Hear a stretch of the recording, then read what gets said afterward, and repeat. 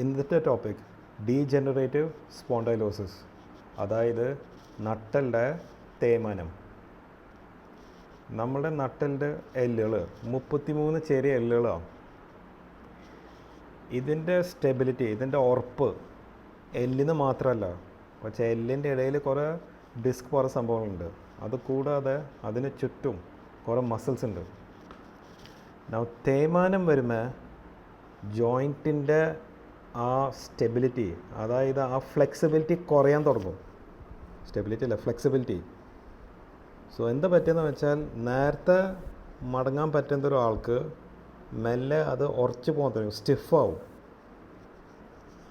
So എന്താ പറ്റുക, സ്റ്റിഫാവുമ്പോൾ എന്താ പറ്റുക, ചുറ്റുമുള്ള മസിൽസിൻ്റെ ഇടയിൽ ലോഡിങ് കൂടും. തേയ്മാനം വന്നാൽ നമുക്കത് മാറ്റാൻ പറ്റില്ല. സോ നമുക്കെന്താ ചെയ്യാൻ പറ്റുക, ചുറ്റുമുള്ള മസിൽസിൻ്റെ ശക്തി കൂട്ടിയാൽ മതി. ചില ആൾക്കാർക്ക് തേയ്മാനം വന്നാൽ ഞരമ്പിൽ ബാധിക്കും. ആ വിഷയത്തിനെ പറ്റി ഞാൻ ഇന്ന് സംസാരിക്കുന്നില്ല.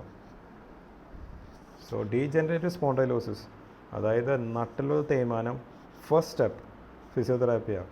ചുറ്റുമുള്ള മസിൽ സ്ട്രോങ് ആക്കിയാൽ ആ ഫ്ലെക്സിബിലിറ്റി, കുറഞ്ഞ ഫ്ലെക്സിബിലിറ്റിയുടെ ആ ഡിസഡ്വാൻറ്റേജ് നമുക്ക് മാറ്റാം. Thank you.